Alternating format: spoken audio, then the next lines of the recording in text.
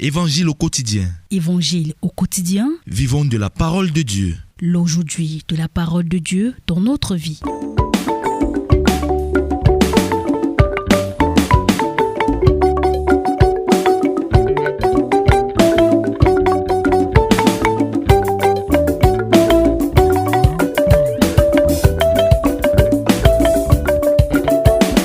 Alléluia, Alléluia, Laura bestio bere didile la dimase, Alléluia, Alléluia. Le Seigneur soit avec moi.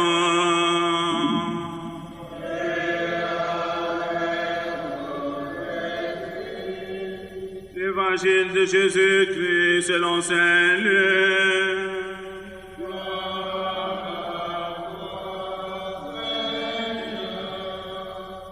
Chapitre 11e, du 1er au 4e verset. Il arriva que Jésus, en un certain lieu, était en prière.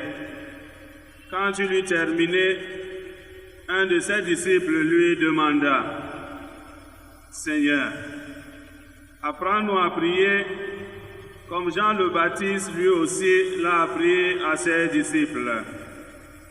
Il leur répondit: Quand vous priez, dites: Père, que ton nom soit sanctifié, que ton règne vienne. Donne-nous le pain dont nous avons besoin pour chaque jour. Pardonne-nous nos péchés, car nous-mêmes, nous pardonnons aussi à tous ceux qui ont des torts envers nous. Et ne nous laisse pas entrer en tentation. Acclamons la parole de Dieu.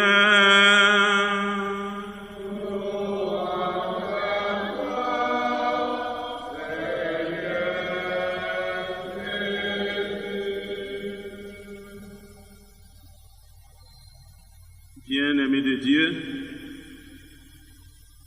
quand nous parcourons le catéchisme de l'Église catholique, la 4e partie de ce catéchisme est intitulée « La foi priée ».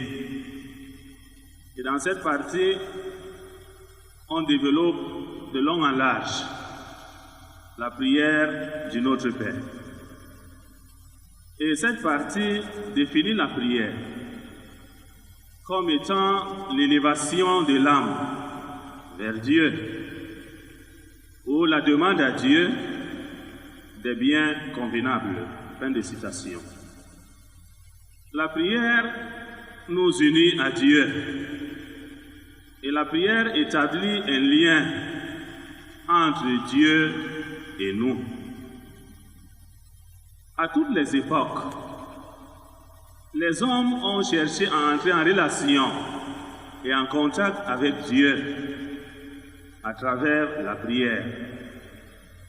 Mais nous constatons, même dans notre vie de prière personnelle, que nous éprouvons des difficultés dans la prière.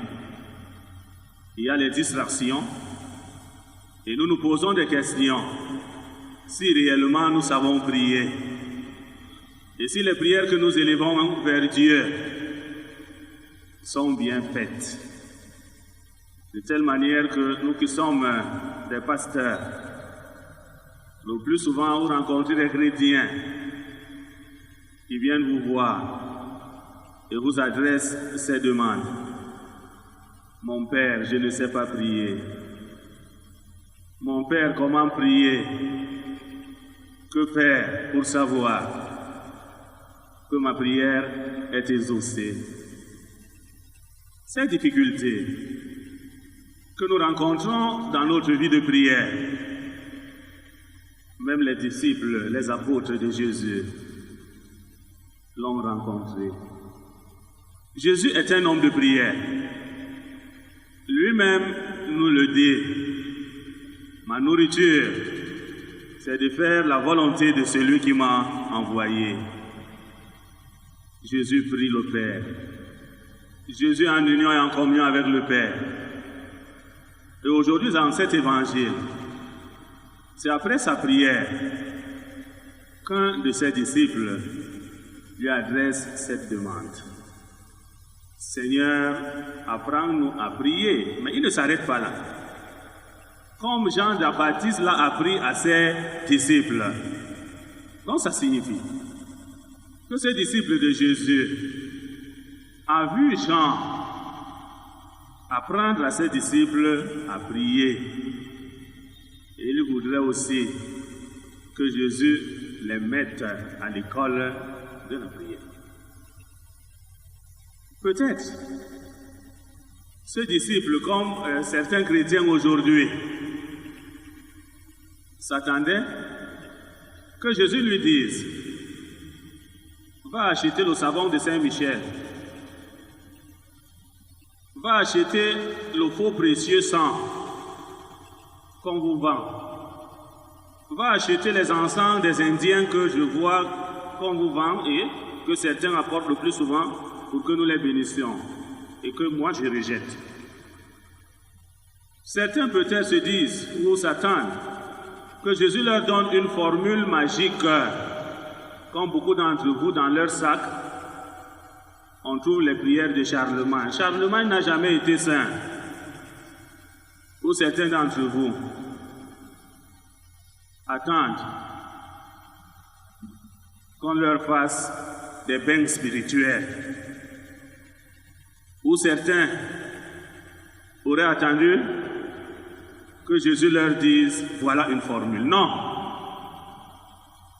Dans la simplicité, Jésus nous laisse une prière, le Notre Père. Et je vous renvoie aujourd'hui à la lecture de cette 4e partie du catéchisme de l'Église catholique, où cette prière est décortiquée. Le Notre Père contient toutes les formes de prière. Les prières d'adoration, les prières d'action de grâce, les prières de pardon et toutes sortes de prières que vous pouvez imaginer.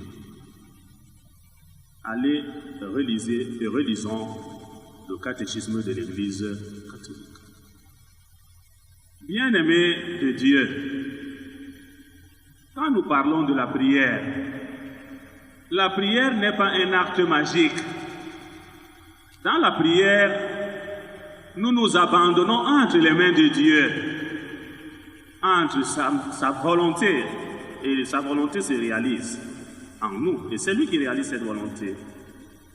Et le Saint Jean-Paul II nous dit, prier ne signifie pas demander des choses à Dieu, mais accepter ce que Dieu veut pour nous. C'est ça la vraie prière. Or aujourd'hui, beaucoup d'entre nous, par leur manière de prier, s'éloignent de Dieu. Et mon saint patron, Saint Bernard, nous dit que si nos prières ne sont pas exaucées, c'est pour 3 raisons. Premièrement, nous sommes des hommes et des femmes mauvais et méchants. Deuxièmement, nous demandons des mauvaises choses à Dieu. Troisièmement, nous ne savons pas prier. Le Seigneur nous dit, la prière par excellence, c'est l'Eucharistie.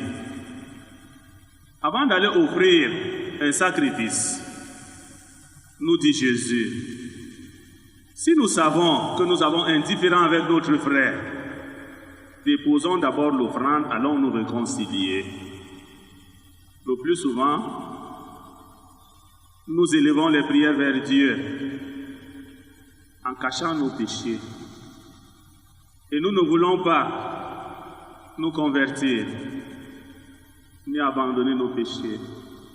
Et quelquefois, quand nous prions, nous sommes mauvais et méchants.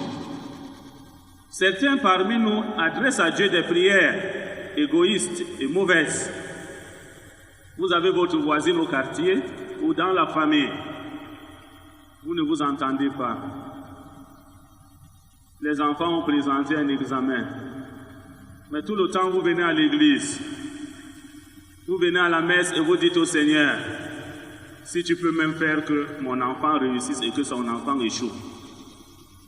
Si tu peux même faire que moi je vive ainsi que ma famille dans le bonheur et que eux doivent vivre dans le malheur. Le Seigneur ne pourra jamais exaucer une telle prière. Nous demandons, dit Saint Bernard, des mauvaises choses à Dieu. Dans la prière, il faut aussi être vrai. Vous savez bien, un exemple simple. Vous avez fait des études de droit. Vous avez un diplôme en droit, même si c'est un doctorat. Et on lance un concours. On cherche le plus grand chirurgien de la ville. Et tu vas dans ta paroisse faire les neuvaines de prière, te laver avec les savons de Saint-Michel et je ne sais quoi. Le sel bleu, un faux sel, où on vous trompe avec ce sel. Et vous venez à l'église dire, Seigneur, aide-moi à être admis à ce concours. Mais c'est une mauvaise... Tu ne pourras pas. Tu ne peux pas. De par ton profil. Donc même dans la prière, soyons justes et vrais envers Dieu.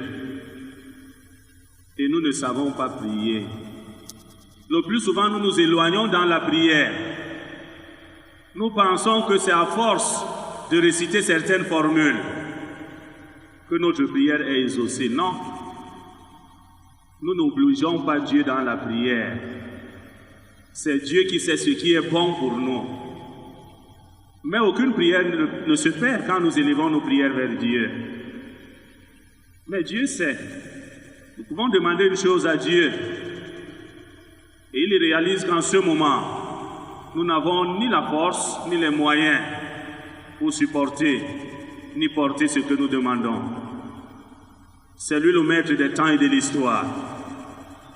Il peut ajourner.